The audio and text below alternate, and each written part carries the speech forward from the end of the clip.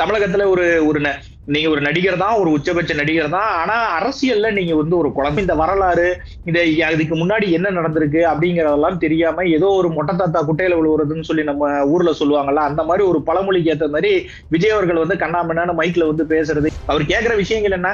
அதானியை பற்றி கேட்கிறார். ஒரே ஒரு விஷயம் தான், நான் உங்களை லஞ்சம் வாங்கினா வாங்கல. ஏன்னா எங்களை பொறுத்த வரைக்கும் சாதாரண மக்கள்கிட்டயே வேலை வாங்கி தரேன்னு சொல்லிட்டு 30 லட்சம் ரூபாய் ஆளுக்கு 30 லட்சம் ரூபாய் கமிஷன் வாங்கின ஆள் நீங்க. நீங்க வந்து அதானி கிட்ட இருந்து கோடி கோடியா பணம் வாங்கி இருக்க மாட்டீங்கன்னு சொல்லி நீங்க கற்பூரம் அடிச்சு சத்தியம் பண்ணாலும் நாங்க நம்ப போறது கிடையாது. இதுல நாங்களும் பார்க்கக்கூடிய விஷயம் என்னன்னா, இந்தியாவினுடைய ஒரு மானத்தை தமிழக அரசு வந்து அமெரிக்காவில போய் அடகு வச்சிட்டாங்களோ அப்படின்னு சொல்லிட்டு, அதானி மூலியமாக அடகு வச்சிட்டாங்களோன்னு சொல்லிட்டு தான் நாங்களும் பாக்குறோம். சும்மா இங்க இருந்து அமெரிக்காவுக்கு போய் நான் வந்து தொழிலை ஈர்த்துட்டு வரேன், நான் வந்து முதலீடு இழுத்துட்டு வரேன் அப்படின்னா முதலீடு எப்படி வரும்? முதலீடு என்ன ரோட்ல, அமெரிக்கா ரோட்ல கொட்டி இருக்கு, அதை போய் ஸ்டாலின் அவர்கள் வந்து பொறுக்கி எடுத்துட்டு வருவாரா? தமிழக பல்ஸ், இது தமிழ்நாட்டின் நாடி துடிப்பு. அன்பு தமிழக பல்ஸ் நேயர்களுக்கு வணக்கம். நம்முடன் இன்று இணைந்திருப்பவர் பாஜகவிலிருந்து நிர்வாகி திரு சபரி செல்வன் அவர்கள். வணக்கம் சபரி, உங்களை வரவேற்பதில் பெருமிதம் அடைகிறோம். வணக்கம். வணக்கம் சுபாஜி. சபரி, அண்ணாமலை ரிட்டர்ன்ஸ் வந்த பிறகு கண்டிப்பா மிகப்பெரிய ஒரு மாற்றம் இருக்கும்னு கேள்விப்பட்டோம். இன்றைய பேட்டி பழைய அண்ணாமலையை மீண்டும் நம் கண்முன்னே நிறுத்தியது அப்படின்னு சொல்லலாமா? ரொம்ப ஹார்ஷா, ரொம்ப வேர்ட்ஸ் வந்து ரொம்ப ஸ்ட்ராங்கா பேசியிருக்காரு. எது அவர் அப்படி பேச வச்சது, என்ன சொல்லியிருக்காரு, அந்த விஷயங்கள் எவ்வளவு இம்பார்ட்டன்ட் பெறுகிறது இன்றைய சூழ்நிலையில்? ஏன்னா கடந்த 2 நாட்களாக சமூக வலைத்தளங்களில் எங்கும் அம்பேத்கரையை பற்றிய அந்த விழாவை பற்றிய புராணமாக இருந்த நேரத்தில் இவர் பேசியது இன்று எந்த மாதிரியான ஒரு தாக்கத்தை ஏற்படுத்தி இருக்கு? இதுல என்னன்னா சுபாஜி, இதுல நடந்துகிட்டு இருக்க தமிழகத்துல நடந்து கொண்டு இருக்கக்கூடிய சீர்கேடுகள், இங்க போலியாக தொடர்ச்சியாக சொல்லப்பட்டு கொண்டிருக்கக்கூடிய பொய்கள், இந்த பொய்களை வந்து உடைத்தெறிவதற்கு வந்து தமிழகத்துல குறைந்த நபர்கள் மட்டும்தான் இருக்காங்க. ஏன்னா மீடியாஸ்க்கு வந்து இந்த விஷயங்கள் எல்லாமே தெரியும். இன்னைக்கு அண்ணாமலை அவர்கள் சொன்ன அத்தனை விஷயங்களுமே சரி மீடியாக்களுக்கு நன்றாக தெரியும். நமக்கு மட்டும் இல்ல, நீங்க நார்மலா ஒரு கம்ப்யூட்டர்ல வந்து ஒரு கூகுள்ல டைப் பண்ணி பாத்தீங்கன்னா கூட இன்னைக்கு நடந்த அத்தனை நிகழ்வுகளுமே, அந்த விகடன் நிகழ்ச்சியில நடந்த நிகழ்வுகள், இது எல்லாமே வந்து நம்ம நார்மலா நமக்கு தெரிஞ்சிருக்கும். நம்மளோட அதோட பேக்ரவுண்ட் வெரிஃபிகேஷன் பார்க்கலாம். பட் அண்ணாமலை அப்படிங்கிற ஒரு நபர் சொல்ற வரைக்குமே இந்த ஒரு விஷயங்கள் வந்து நிறைய பேத்துக்கு தெரிந்திருக்கிறதுக்கு வாய்ப்பில்லை. இன்னைக்கு வந்து அதனுடைய காட்டமான அந்த விஷயங்கள் எல்லாமே இப்ப தமிழகத்துல வந்து தொடர்ச்சியாக பாஜக பேர்ல வந்து சொல்லப்பட்டு கொண்டிருக்கக்கூடிய பொய்யுரைகள். இப்போ எடுத்துக்காட்டுக்கு சொல்லணும்னா, திரு விஜய் அவர்கள் வந்து அந்த விகடன் மேடையில பேசும்போது என்ன சொல்றாருன்னா, மிசோரமை பத்தி பேசுறாரு, நம்ம மணிப்பூரை பத்தி பேசுறாரு. இந்த மாதிரி 2-3 மாநிலங்களை பற்றி இங்க இப்படி நடக்குது, அப்படி நடக்குது, அந்த பிரச்சனை, இந்த பிரச்சனை. நீங்க ஆட்டோமேட்டிக்கா டிஎம்கேவை பத்தி சொல்லுங்க, பிரச்சனை இல்ல. பட் மணிப்பூர்ல என்ன நடக்குதுன்னே தெரியாம அவர் வந்து பேசக்கூடிய அந்த ஒரு விஷயங்களை எல்லாம் வந்து யார்தான் தோல்வியுறுத்தி காட்டுறது? தமிழகத்துல ஒரு நீங்க ஒரு நடிகர் தான், ஒரு உச்சபட்ச நடிகர் தான். ஆனா அரசியல்ல நீங்க வந்து ஒரு குழந்தை. அதை வந்து ஃபர்ஸ்ட் நீங்க புரிஞ்சுக்கணும். நீங்க வரும்போது மைக்கு கிடைச்சிருச்சு, அது வந்து அம்பேத்கருடைய புகழை பாடுவதற்காக வைக்கப்பட்ட மேடையா, இல்ல தாவேகாவினுடைய மாநாட்டு மேடையா அப்படின்னு தெரியாத அளவுக்கு வந்து ஒரு மிகப்பெரிய ஒரு சர்ச்சை தான் இன்னைக்கு அந்த விகடன் நிகழ்ச்சியில நடந்தது. அவருக்கு வந்து என்னன்னா, பிரஸ் மீட், இது வரைக்கும் பத்திரிகையாளர்களை, உங்களை போன்ற ஒரு பத்திரிகையாளர்களை வந்து சந்தித்து அவர்கள் கேட்கக்கூடிய கேள்விகளுக்கு பதில் சொல்வதற்கு தெம்பும் திராணியும் இல்லாமல் விஜய் அவர்கள் வந்து சுற்றி கொண்டிருக்கிறார். சோ அவருக்கு வந்து என்னன்னா, அந்த பாடல் வெளியீட்டு விழால வந்து மைக் வந்து ஓப்பன் மைக்கா கிடைச்சதுன்னா அவர் பாட்டுக்கு அந்த குட்டி கதையெல்லாம் சொல்லி பேசுவார்ல, அந்த மாதிரி அவர் ட்ரெயின் எடுத்து ஏற்கனவே ஸ்கிரீன் பிளே, டைரக்ஷன் இதெல்லாம் பண்ணி பக்காவா வந்திருக்கிற ஒரு பர்சனா தான் நான் அன்னைக்கு பார்த்தேன். எங்களுடைய மாநில தலைவர் வந்து நீங்க மைக் நீட்டீங்க அப்படின்னா அவர்கிட்ட வச்சிருக்க டேட்டா பாயிண்ட்ஸுக்கு முன்னாடி எல்லாம் யாராலையும் சொல்லவே முடியாது. ஏன்னா அவர் சொன்ன அத்தனை விஷயங்களுமே இன்னைக்கு நிதர்சனமான ஒரு யோசிக்கக்கூடிய ஒரு விஷயமாக மாறி இருக்கு. ஏன்னா அன்னைக்கு விகடன் மேடையில வந்து நம்ம சொல்றோம், விகடன் மேடையில அன்னைக்கு கலந்துகிட்ட சீஃப் கெஸ்டை பற்றி இன்னைக்கு அண்ணாமலை அவர்கள் சொல்லுவதற்கு முன்னாடி வந்து நிறைய பேருக்கு தெரிந்திருக்காது. இந்த ஆனந்த் தெல்தும்புடே அப்படிங்கிற ஒரு நபரை பற்றி இன்னைக்கு முழுவதுமாக பேசியிருந்தார். அதை நம்ம எல்லாருமே பார்த்திருப்போம். அர்பன் நக்சல், ஒரு அர்பன் நக்சலை கூப்பிட்டு, அந்த அர்பன் நக்சலை கூப்பிட்டு அம்பேத்கரை பற்றி நீங்கள் வந்து சிறப்பு விருந்தினராக அந்த புத்தகத்தை வெளியிடுவதற்காக நீங்கள் வந்து சிறப்பு விருந்தினராக கூப்பிட்டுருக்கிறீங்க. அவர் முன்னிலையில ஆதவ அர்ஜுன் அப்படிங்கிற ஒரு நபர், அவங்க மாமனார் யார் அப்படிங்கிறது நமக்கு நன்றாகவே தெரியும். 508 கோடி எலெக்ஷன் சமயத்துல வந்து திமுகவுக்கு எலக்ட்ரால் பாண்ட்ஸ் மூலியமாக பணம் கொடுத்த ஒரு நபர். ரொம்ப ரொம்ப ஒரு பிரபலமான ஒரு நபர். அவருடைய மருமகன் அப்படிங்கிற ஒரு போர்வையில அவரும் மேடையில நின்றுட்டு என்ன சொல்றாரு அப்படின்னா, திமுகவினுடைய மன்னராட்சியை ஒழிக்கணும் அப்படின்னு சொல்லிட்டு. அவரும் மன்னராட்சியை ஒழிக்கிறாரு, ஓகே. ஆனா அவரும் கிட்டத்தட்ட அந்த வழித்தோன்றல்கள்ல இருந்து வந்தவர் தான் அப்படிங்கிறதும் ஆதவன் அர்ஜுன் புரிஞ்சுக்கணும். சோ உங்களுக்கு மைக்கு கிடைச்சிருச்சு அப்படிங்கிறதுக்காக வந்து இருக்கிறவங்க காதல எல்லாம் நீங்க மத்தளம் வாசிக்கிறதெல்லாம் வந்து தயவு செஞ்சு இனிமேட்டு விட்டுறணும். ஏன்னா இன்னைக்கு அண்ணாமலை ரிட்டர்ன்ஸ் அப்படிங்கிற ஒரு விஷயத்தை கேள்விப்பட்டிருந்தீங்க. கிட்டத்தட்ட 3 மாத காலமாக தமிழகத்துல இந்த மாதிரி கண்ணாமின்னாலும் மைக்கு கிடைச்சவங்க பூரா கட்டிக்கிட்டு இருந்தாங்க. இன்னைக்கு என்னன்னா மைக் இதுக்கு மேலேயும் நான் சொல்றேன், நீங்க அண்ணாமலை ரிட்டர்ன்ஸ்னால என்ன ஆகும் அப்படின்னு சொல்லி கேக்குறீங்க. இதுக்கு மேல மைக்ல யார் பேசினாலும் கொஞ்சம் பார்த்துதான் பேசுவாங்க. என்ன பேச போறோம், இங்க பேசி முடிச்ச உடனே நேரம் அண்ணாமலை கிட்ட போய் அங்க மைக்கை நீட்டுவாங்க, அவர் கிழிச்சு தொங்க விட்டுருவாரு அப்படிங்கிற ஒரு பயம் வந்து இனி தமிழகத்துல இருக்கக்கூடிய அரசியல்வாதிகளுக்கு வரணும். சும்மா வாய்க்கு வந்ததை வந்து பேசுகிறோம், என்ன பேசுறோம், ஏது பேசுறோம், இந்த மணிப்பூர்ல என்ன நடக்குது அப்படிங்கறதுல ஒரு இமி அளவு கூட விஜய் அவர்களுக்கு தெரிந்திருக்க வாய்ப்பில்லை. ஏன்னா கொஞ்சம் வருஷத்துக்கு முன்னாடி காங்கிரஸ் ஆட்சி காலத்துல நமக்கு நன்றாக தெரிந்திருக்கும். அங்க இருக்க நம்மளுடைய சகோதர சகோதரிகள் எல்லாமே நிர்வாண போராட்டம் நடத்தினதெல்லாம் நம்மளால பார்த்திருப்போம். எதுக்காக அந்த நிர்வாண போராட்டம் நடத்தினாங்க? இந்த ஆர்ம்டு ஸ்பெஷல் போர்ஸ் அப்படின்னு ஒரு சட்டமே இருந்தது. நீங்க பாட்டுக்கு உள்ள போலாம், அங்க வந்து கலவரம் செய்யக்கூடிய நபர்களை வந்து டைரக்டா சுட்டு தள்ளலாம். அந்த மாதிரி ஒரு விஷயங்களை தடுத்து நிறுத்துவதற்காக அங்குள்ள நம்மளுடைய சகோதர சகோதரிகள் எல்லாருமே அந்த ஒரு விஷயங்களை அப்ப கையில எடுத்து அந்த ஒரு விஷயத்தை நிறுத்தினாங்க. பாஜக ஆட்சி வந்ததுக்கு அப்புறம் அந்த ஒரு விஷயங்களை திருப்பி கையில எடுக்கவே இல்லை. அந்த ஆர்ம்டு ஸ்பெஷல் போர்ஸ் அப்படிங்கிற ஒரு விஷயத்தையும் நம்ம திருப்பி தொடவே இல்லை. அங்க இருக்கக்கூடிய டெப்டி சீஃப் மினிஸ்டருடைய வீட்டை கொளுத்தும் போது கூட பாஜக பார்த்து கொண்டு அமைதியாகத்தான் இருந்தது. ஏன்னா மீண்டும் அந்த போல ஒரு இந்தியாவினுடைய குடிமக்கள் ஓகே, அவர்கள் வந்து ஏதோ ஒரு காரணத்துக்காக போராடுறாங்க, அதற்குண்டான தீர்வுகளை கண்டுபிடிப்பது மட்டும்தான் வேலை. இந்த 2024 வரை இந்த காங்கிரஸ் பீரியட்ல இருந்தக்கூடிய பிரச்சனைகள் அத்தனையுமே மணிப்பூர்ல சரி செய்யப்பட்டு இன்னைக்கு குறைந்த அளவு பிரச்சனைகள் மட்டும்தான் மணிப்பூர்ல நடந்துட்டு இருக்கு. அதுவும் கூடிய காலத்துல வந்து சரி செய்யப்படும் அப்படிங்கறது வந்து நம்மளுடைய பாரத பிரதமரும் உள்துறை அமைச்சர் திரு அமித்ஷா அவர்களும் ஏற்கனவே சொல்லியிருந்தாங்க. சோ இந்த மாதிரி விஷயங்கள் எல்லாம், இந்த வரலாறு, இதை இதுக்கு முன்னாடி என்ன நடந்திருக்கு அப்படிங்கறதெல்லாம் தெரியாம ஏதோ ஒரு மொட்டை தாத்தா குட்டையில விழுவுறதுன்னு சொல்லி நம்ம ஊர்ல சொல்லுவாங்கல்ல, அந்த மாதிரி ஒரு பழமொழிக்கு ஏற்ற மாதிரி விஜய் அவர்கள் வந்து கண்ணாமண்ணான மைக்ல வந்து பேசுறது, இதெல்லாம் வந்து அவர் வந்து ஒரு மெச்சூரிட்டி ஆகாத ஒரு அரசியல் தலைவராகத்தான் இந்த ஒரு பேட்டியில் எங்களுக்கு தெரிஞ்சார். அவர் பேசுறது வேணா வந்து ஒரு நடிகர் வந்து சினிமா பட வசனங்கள் அவர் வந்து மைக்குக்கு முன்னாடி நின்று அந்த கத்தி படத்துல பேசின மாதிரி இருந்திருக்குமே ஒழிய, அவர் பேசிய அத்தனை விஷயங்களுமே வந்து ஒன்றுக்கும் எடுபடாத விஷயங்கள் தான். ஸோ அண்ணாமலை ரிட்டர்ன்ஸ் வந்து ஒர்க்கிங் ஆஸ் வி தாட், அவ்வளவுதான். இனிமே இதுக்கு மேல ஒரு பயம் இருக்கும். ஏன்னா இதுக்கு மேலையும் நீங்கள் வந்து பொய்யுரைகளை வந்து மைக்கு முன்னாடி மைக்கு கிடைச்சதுன்னு பேச முடியாதே ஒழிய, இன்னைக்கு அவர் பேசிய அண்ணாமலை அவர்கள் பேசிய விஷயங்கள் வந்து தமிழக மக்களுக்கு வந்து ரொம்ப தெள்ள தெளிவா ஒரு விஷயங்களை புரிய வச்சிருக்கிறார். சுபம், சபரி, நீங்க பேசும்போது சொல்றீங்க அண்ணாமலை தெள்ள தெளிவா மக்களுக்கு ஒரு விஷயத்த புரிய வச்சிருக்காருன்னு சொல்லிட்டு, இருந்தாலும் மறுபடியும் அதாவது அமைச்சர் செந்தில் பாலாஜி அவரை பற்றி குறிப்பிடும் போது பேசிய வார்த்தைகள் வந்து மீண்டும் ஒரு சலசலப்பை ஏற்படுத்தி உள்ளது. இதை எப்படி பாக்குறீங்க? மறுபடியும் முதலேந்தா? முதல்ல இருந்துலாம் இல்ல, அததான் ஆரம்பத்திலே கட் பண்ணிட்டாரு.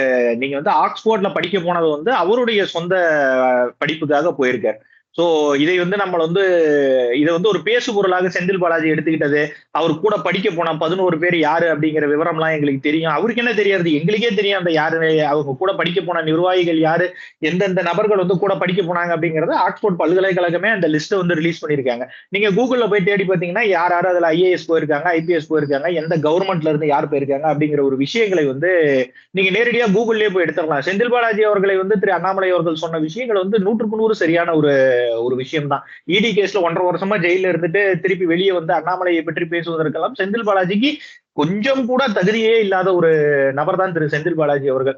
அப்படிதான் இந்த இடி கேஸ்ல வெளியே வந்து ஒரு மினிஸ்டர் வந்து என் பேர்ல FIR போடணும் அப்படிங்கிறது என்னுடைய தலையெழுத்தா இருக்கு அப்படிங்கறது வந்து இந்த அண்ணாமலை நொந்து போய் பேசின விஷயங்களே தான் எங்களால இன்னைக்கு பார்க்க முடிஞ்சது சுபாஜி. ஏன்னா இவர் வந்து ஆக்ஸ்போர்டு ஒரு பொலிட்டிக்கல் ஸ்டாண்டர்டினுடைய ஒரு 2-வே டிஃபரன்ஸ் எப்படி இருக்கு பாருங்க. சிட்டிங் அமைச்சரா இருக்கக்கூடிய நபர் வந்து 500 சொச்சம் நாள் 400 சொச்சம் நாள் கிட்டத்தட்ட ஜெயில இருந்து களி தின்னுட்டு கம்பி எண்ணிட்டு 1, 2, 3 படிச்சுக்கிட்டு வந்த ஒரு மனிதர் வந்து ஆக்ஸ்போர்ட்ல ஃபியூச்சர் ஆஃப் இந்தியன் பாலிடிக்ஸை பத்தி படிச்சுட்டு வந்த ஒரு நபரை பற்றி கருத்து கூறுவதாக இந்த இந்தியனுடைய ஒரு பாலிடிக்ஸ் ஒரு ஸ்ட்ரக்சர், தமிழகத்தினுடைய ஒரு ஸ்ட்ரக்சரா இருக்குது பாருங்க. இது வந்து யோசிச்சு பார்க்கும் போது எங்களுக்கு எப்படி இருக்கு அப்படின்னா, எங்கேயோ இருக்கு 2-வே ஆஃப் டிஃபரன்ஸ் எங்கேயோ இருக்கு.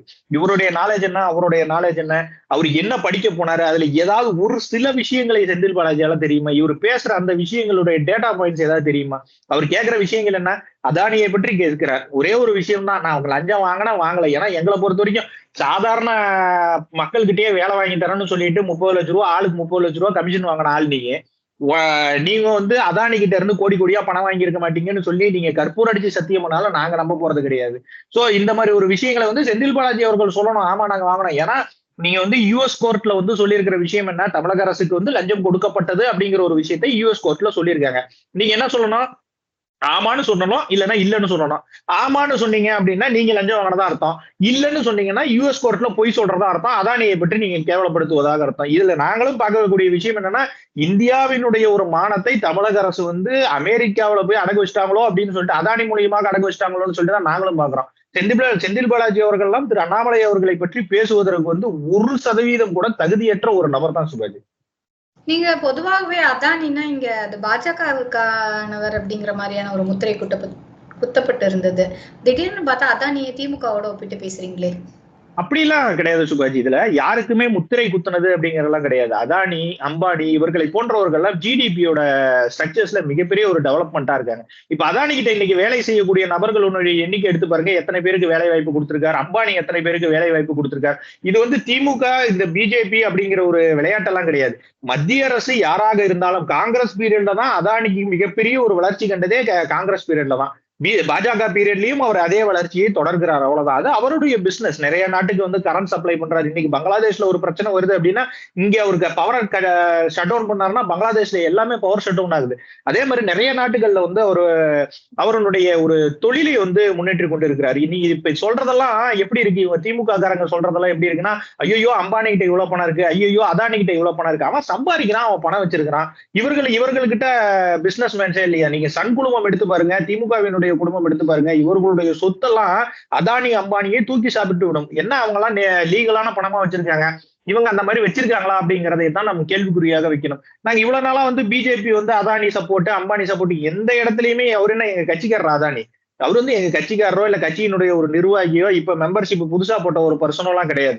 அதானி அப்படிங்கிறவர் வந்து ஒரு பிசினஸ் மேன். ஒரு பிசினஸ் மேனாக அவருக்கு என்ன செய்து கொடுக்கணுமோ அதை நம்ம செய்து கொடுக்குறோம். அவ்வளவுதான். ஒரு நோக்கியா கம்பெனி தமிழ்நாட்டுக்கு வராங்க, ஒரு கார் ப்ரிப்பேர் பண்ற ஒரு ஹுண்டாய் கம்பெனியோ இல்ல ஒரு ஹீரோ ஹோண்டா கம்பெனியோ தமிழ்நாட்டுக்கு வராங்க அப்படின்னா தமிழக அரசு அதற்கு ஏற்றதுக்கு ஒரு இடம் கொடுக்கணும், அவர்களுக்கு மின்சாரம் ஏற்படுத்தி கொடுக்கணும். இதெல்லாம் வந்து அது ஒரு ஸ்ட்ரக்சர். அதே மாதிரி அதானி அவர்கள் வந்து எங்கேயாவது ஒரு தொழில் ஆரம்பிக்கிறார், அங்க வந்து இருக்கக்கூடிய ஒரு இளைஞர்களுக்கு வந்து நூற்றுக்கணக்கான, ஆயிரம் கணக்கான, லட்சக்கணக்கான இளைஞர்களுக்கு வேலை வாய்ப்பு கிடைக்குது அப்படின்னா அந்த வேலை வாய்ப்பு உருவாக்கி தரக்கூடிய நபருக்கு என்ன வேண்டிய உதவிகளோ என்ன வசதிகளோ செய்து தரணுமோ அதை வந்து மத்திய அரசு செய்து கொடுக்க வேண்டியது அவர்களுடைய கடமை. சும்மா இங்க இருந்து அமெரிக்காவுக்கு போய் நான் வந்து தொழிலை ஈர்த்துட்டு வரேன், நான் வந்து முதலீடு இழுத்துட்டு வரேன் அப்படின்னா முதலீடு எப்படி வரும்? முதலீடு என்ன ரோட்ல, அமெரிக்கா ரோட்ல கொட்டி இருக்கு, அதை போய் ஸ்டாலின் அவர்கள் வந்து பொறுக்கி எடுத்துட்டு வருவாரா? அங்க இருக்கிற பிசினஸ் மேனை கூட்டிட்டு வந்து இங்க தொழில் ஆரம்பின்னு சொல்லுவாரு. இங்க இருக்கிற பிசினஸ் மேனையே தொழில் ஆரம்பிக்கிறதுக்கு நீங்க உதவி செய்வதற்கு மட்டும்தான் இங்க இருக்க வேலை. அததான் திரு அதானி அவர்களுக்கும் வந்து எல்லா அரசுமே செய்து, நாங்க மட்டும் செய்யல, காங்கிரஸ் ஆட்சி காலத்திலையும் அதானிக்கும் அம்பானிக்கும் அத்தனை தொழிலதிபர்களுக்குமே என்ன உதவிகள் வேண்டுமோ அதை நாங்க செஞ்சு கொடுத்தோம். திமுக அரசும் அதே மாதிரிதான். நீங்க சொல்றீங்க காலையில வந்து அதானி மோடி ஏக் ஹே அப்படின்னு சொல்லிட்டு ஒரு கோர்ட்டை போட்டுக்கிட்டு பார்லிமெண்ட்டுக்குள்ள போறீங்க, சாயங்காலம் வந்து அதானிக்கு வந்து டெண்டர் தமிழ்நாடு கவர்மெண்ட் வந்து 1800 கோடி டெண்டர் கொடுக்குது. இதை வந்து நாங்க எப்படி பாத்துக்கிறது? அப்ப ஸ்டாலின் அதானி ஏக் ஹே அப்படின்னு சொல்லிட்டு நாங்களும் சொல்லிடலாமா? இதெல்லாம் சொல்ல முடியாது. வந்து நாங்க வந்து பிஜேபியோ இல்ல திமுகவோ ஒப்பிட்டு எல்லாம் சொல்லல. ஒரு நபர் அவர் வந்து நேர்மையான முறையில தொழில் செய்கிறார், அவருக்கு வந்து வேண்டிய உதவிகளை செய்யணுமா செய்யணும். அதே நேரத்துல அதானி தவறு செய்கிறார் அப்படின்னா அதையும் சுட்டி காட்டணும். அதுக்காக அமெரிக்காவில் ஏதோ ஒரு நீதிமன்றத்துல ஆதாரமற்ற ஒரு குற்றச்சாட்டாக இவ்வளவு கோடி ஊழல் வந்து அவர் செஞ்சிருக்காரு, இவ்வளவு லஞ்ச பணம் கொடுத்திருக்காரு அப்படின்னா அதற்கு உண்டான ஆதாரங்களை நிச்சயமாக மத்திய அரசு ஒருவேளை பெற்றால் அந்த ஆதாரத்துக்கு உண்டான நடவடிக்கை எடுக்கும். அதே மாதிரி இந்த லஞ்ச பணம் வந்து அவர் கொடுத்தது வந்து எங்கேயுமே பிஜேபி ஆளுகின்ற மாநிலத்துக்கு அவர் லஞ்ச பணம் கொடுக்கல. எல்லாமே பிஜேபி இல்லாத ஒரு மாநிலம் மட்டும்தான். ஆந்திர பிரதேச, தெலுங்கானா, இங்க தமிழ்நாடு, இப்படிதான் அவர் பணம் கொடுக்கப்பட்டதா சொல்லப்படுது. இங்க இருக்கிற அமைச்சர்கள் தான் அதுக்கு பதில் சொல்லணும். ஆமா நான் பணம் வாங்கல, அவ்வளவுதான். இந்த ரெண்டே விஷயங்கள் தான் நாங்க கேட்கறது. பணம் வாங்கினீங்க அப்படின்னு ஒத்துக்கிட்டீங்கன்னா நீங்க லஞ்சம் வாங்கினீங்கன்னு அர்த்தம், பணம் வாங்கலன்னு ஒத்துக்கிட்டீங்கன்னா அமெரிக்கா சொன்னது தப்புன்னு அர்த்தம். சோ ரெண்டுல ஏதோ ஒண்ணு அவங்களே தான் கன்க்ளூஷனுக்கு வரணும். அதுக்கு நேரா திருப்பி வந்து அண்ணாமலை கிட்ட முட்டினா அவர் கேட்க வேண்டிய கேள்விகளுக்கு அவர் கேள்வி கிட்ட தான் இருப்பாரு. போய் செவுத்துல முட்டினீங்கன்னா மண்டை வலிக்குதான் செய்யும். அண்ணாமலை கிட்ட நீங்க முட்டும் போது கிட்டத்தட்ட செவுத்துல முட்டுற மாதிரி தான், அது உங்களுடைய மண்டை உடையத்தான் செய்யும். அண்ணாமலை உங்கள் மண்டையை உடைக்கத்தான் செய்வார். சுபாடி வணக்கங்க. இப்போ நாம இருக்கிற இந்த மைதானம் இருக்க, இது வந்து மதுரையில தோப்பூர் பக்கத்துல இருக்கிற எய்ம்ஸ் கட்டுமான பணிகள் நடந்து கொண்டிருக்கிற மைதானம். 220 ஏக்கர். இங்கே தான் 2,20,000 சதுர அடியில் எய்ம்ஸ் மருத்துவமனை வரப்போகுது. இதைத்தான் தாமதமாக பண்ணுறாங்க. எய்ம்ஸ் தர்றேன்னு ஏமாத்திட்டாங்க, அங்கே ஒன்றுமே இல்லை, எந்த வேலையும் நடக்கலைன்னு பல பேர் விமர்சனம் பண்ணாங்களே, அதையெல்லாம் பொய் என்று நிரூபிக்கிற வகையில் ஐயா நரேந்திர மோடி அவருடைய அரசாங்கம் இங்கே பாருங்கள் அற்புதமாக பணி செய்து கொண்டிருக்கிறாங்க. வரக்கூடிய 2025க்குள்ளே இதில் ஃபர்ஸ்ட் ஃபேஸ் முதல் கட்ட பணிகள் நிறைவு பெற்று 1,00,000 சதுர அடிகளுக்கு மேலே கட்டுமான பணிகள் உடனடியாக நிறைவு பெறும். அதில் பார்த்தீங்கன்னா நர்சிங் கல்லூரி, மெடிக்கல் கல்லூரி, administrative block, inpatient, out patient, இப்படி எல்லாம் இங்கே பிளான் பண்ணிட்டு இருக்கிறாங்க. அங்கே உள்ளே போய் பார்த்தீங்கன்னா அற்புதமாக இருக்குது. நிறைய லேபர் வேலை செய்கிறாங்க. இங்கேயும் பாருங்கள் நிறைய லேபர் குவார்ட்டர்ஸ் கட்டியிருக்காங்க. தொழிலாளர்கள் இங்கே தங்கியிருக்கிறாங்க. இவங்கெல்லாம் ஷிஃப்ட்டில் வேலை செய்கிறவங்க இங்கே இருக்கிறாங்க. இங்கே ராட்சச எந்திரங்கள் வேலை செய்ய ஒரு பக்கம் மெட்டீரியல்ஸ் வந்துட்டு இருக்கு. இதை பார்வையிடுறதுக்குன்னு எல்என்டி நிறுவனம் தான் இதை கட்டுறாங்க. எல்என்டி நிறுவனம்ன்றது இந்தியா முழுக்க உள்ள எய்ம்ஸை எல்என்டி நிறுவனம் தான் அதை கன்ஸ்ட்ரக்ட் பண்ணுறாங்க. இந்திய இராணுவத்தில் சூப்பரண்டிங் இன்ஜினியராக இருக்கிற அலோக் செர்வானி அப்படிங்கிறவர் தான் அதுக்கு சூப்பரண்டிங் இன்ஜினியராக இருந்து இந்த பணிகளை எல்லாம் மேற்பாடுறாரு. அவர் லெப்டினன்ட் கர்னல் ரேங்க்ல இருக்கக்கூடியவராக இருக்கார். அவரையும் இப்போ சந்திச்சு தான் வந்தோம். அதனால அற்புதமாக இங்கே பணி நடந்துட்டுருக்கு. இதில் எந்த விதமான தாமதமும் இல்லை. நரேந்திர மோடி அவர்கள் தமிழ்நாட்டுக்கு குறிப்பாக மதுரைக்கு கொடுத்த ஒரு மிகப்பெரிய நன்கொடை இந்த எய்ம்ஸ் மருத்துவமனை. இது கட்டி முடித்து இங்கே வரும்போது ஒட்டுமொத்த மதுரையினுடைய முகமே மாறிவிடும். The face of the Madurai அப்படின்னு சொல்கிறாங்களே, அது மாதிரி மதுரையே மாறிடும். மதுரையினுடைய பொருளாதாரம் உச்சத்துக்கு போயிடும். இங்கே ஆயிரக்கணக்கான மக்கள் தினசரி வேறு மாநிலங்கள்லேருந்து மாவட்டங்கள்லேருந்து உயர்தரமான சிகிச்சை பெறுவதற்கு இங்கே வருவாங்க. மதுரையே ஒரு ஒரு பேர் சொல்லும்படியான, ஒரு இந்தியாவிலே பேர் சொல்லும்படியான ஒரு நகரமாக மாறிவிடும். தமிழ்நாட்டுக்கு கிடைச்ச ஒரு அற்புதமான வரப்பிரசாதம் தான் அந்த எய்ம்ஸு. இது சுற்றிலும் பாருங்கள் காம்பவுண்ட் வால் கட்டியிருக்காங்க. 220 ஏக்கருக்கும் காம்பவுண்ட் வால் கட்டியாச்சு. கிட்டத்தட்ட 3 கிலோமீட்டர் நீளம், எல்லா பக்கம் சேர்த்தா 3 கிலோமீட்டர் மேலே வரும் அவ்வளோ கட்டியாச்சு. அதனால் இங்கேருந்து யாரும் ஒரு செங்கல் கூட இனிமேல் திருடவும் முடியாது. கம்ப்ளீட்டாக அதெல்லாம் கட்டியாச்சு. அது காரணமே ஒரு செங்கல் கூட திருடு போயிடக்கூடாதுன்றதுனால எல்லாம் காம்பவுண்ட் வாலும் கட்டிட்டாங்க. இந்த இடத்த பார்வையிட வேண்டும் என்பதற்காக நான் வந்தேன், பார்த்தாச்சு. ரொம்ப நல்லா இருக்குது. இந்த காணொளி காட்சியின் மூலமாக ஐயா நரேந்திர மோடி அவர்களுக்கு நன்றி. மிக விரைவில் இந்த எய்ம்ஸ் மருத்துவமனை, எய்ம்ஸ் மருத்துவக் கல்லூரி இது மதுரையில் திறக்கப்படும். திறப்பு விழாவும் ஐயா மோடி அவர்களே திறந்து வைப்பார்.